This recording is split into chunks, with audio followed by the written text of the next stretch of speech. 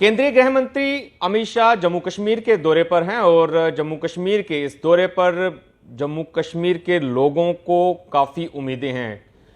बात की जाए तो काफ़ी सारे डेलीगेशन जो हैं वो केंद्रीय मंत्री अमित शाह जी से जम्मू में मिले हैं। विभिन्न संगठन जो हैं वो वहाँ पर मिले हैं और अपनी जो भी समस्याएं उनको पेश आ रही हैं उनको केंद्रीय मंत्री के सामने रखा है, क्योंकि उम्मीदें जो हैं वो जम्मू कश्मीर के लोगों को काफ़ी ज़्यादा हैं। और उनमें से एक सिख डेलीगेशन भी केंद्रीय मंत्री से मिला और विभिन्न मुद्दों पर, विभिन्न पहलुओं पर वहाँ पर चर्चा हुई और एक अपना मेमोरेंडम जो है मांगों संबंधित उनको सौंपा भी गया है।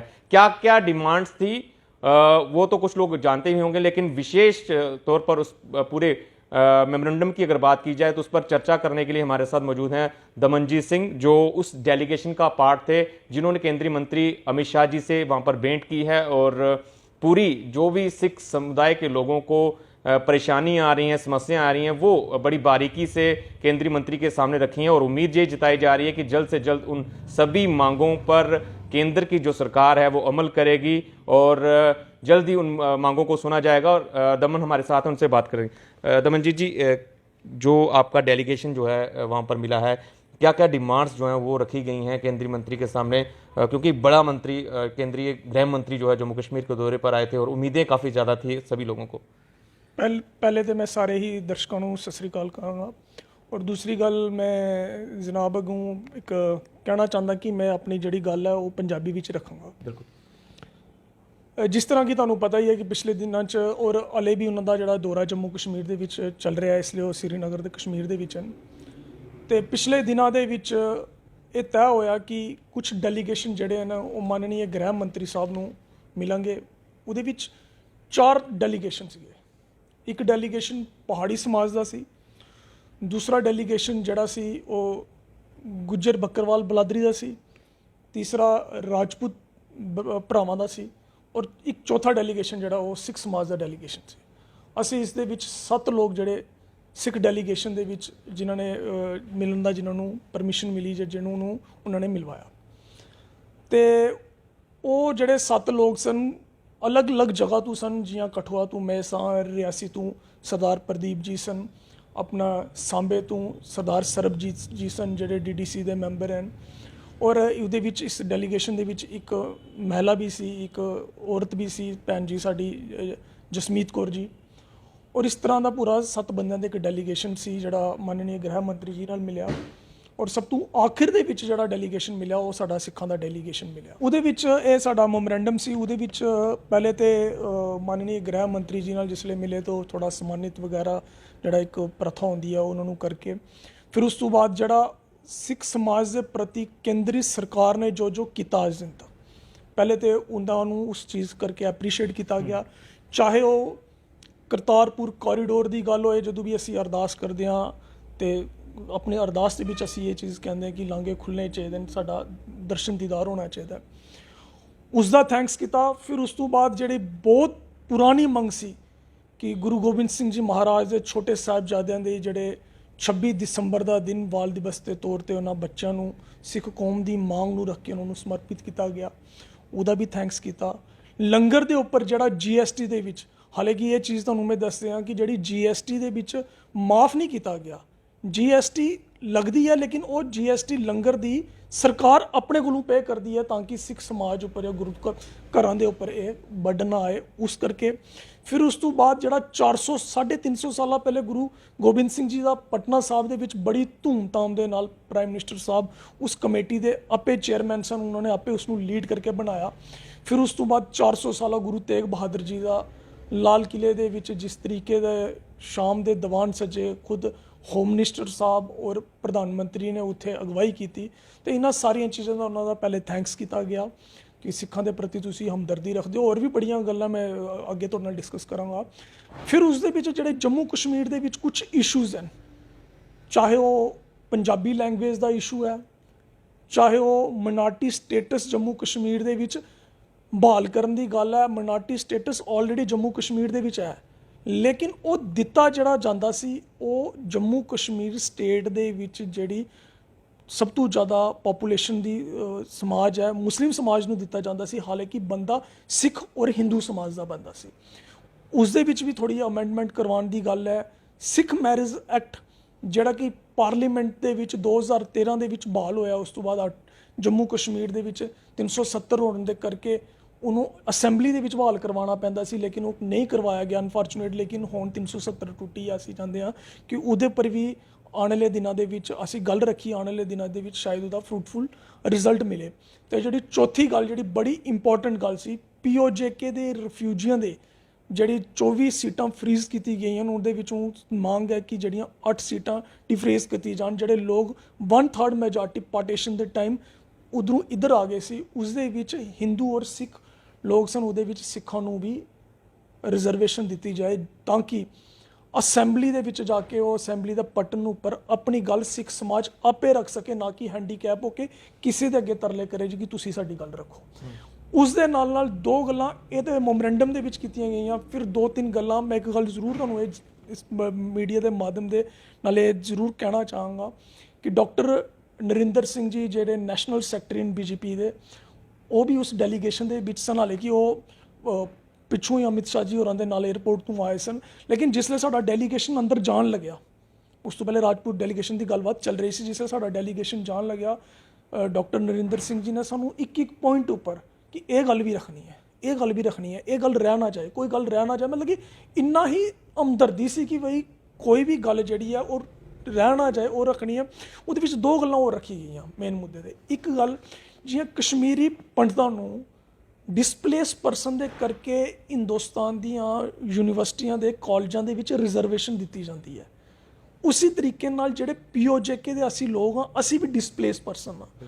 ਉਸ ਡਿਸਪਲੇਸ ਪਰਸਨ ਦੇ ਵਿੱਚ ਚਾਹੇ ਜੋ POJK ਦੇ ਹਿੰਦੂ ਹਨ ਜਾਂ ਸਿੱਖ ਹਨ, ਉਹਨਾਂ ਨੂੰ ਵੀ ਉਸ ਦੇ ਵਿੱਚ ਐਡਿਡ ਕੀਤਾ ਜਾਏ ਤਾਂ ਕਿ ਉਹਨਾਂ ਨੂੰ ਵੀ ਸਕੂਲ ਕਾਲਜਾਂ ਦੇ ਵਿੱਚ ਰਿਜ਼ਰਵੇਸ਼ਨ ਮਿਲੇ।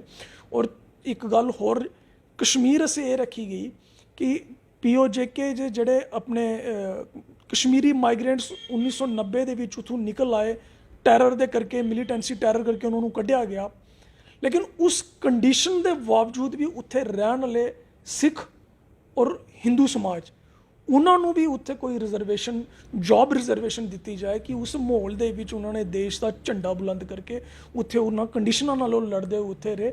ਇਹ ਸਾਰੀਆਂ ਗੱਲਾਂ ਦੇ ਉੱਪਰ ਅਸੀਂ ਇੱਕ ਜਿਹੜੀ ਗੱਲ ਹੈ ਮਾਨਨੀय ਗ੍ਰਹਿ ਮੰਤਰੀ ਜੀ ਦੇ ਸਾਹਮਣੇ ਰੱਖੀ, ਔਰ ਉਹਨਾਂ ਨੇ ਇੱਕ ਪੁਆਇੰਟ ਨੂੰ ਬੜੇ ਧਿਆਨ ਨਾਲ ਸੁਣਿਆ और हर एक गल का उन्होंने ध्यान नाल सुन के उन्होंने क्या ये चीज़ें ध्यान में है लेकिन आपने लाई हैं, हम आने वाले दिनों में इसको। मेरा वही सवाल सी कि बड़ियां इंपॉर्टेंट जिहड़ी मंगां है तुसीं उत्ते जाके रखी हैं, क्या एक जिहड़ी भारत सरकार है ਜਾਂ जम्मू कश्मीर यूटी एडमिनिस्ट्रेशन है ਉਹਦੀ नॉलेज ये गल्लां नहीं सी पहले?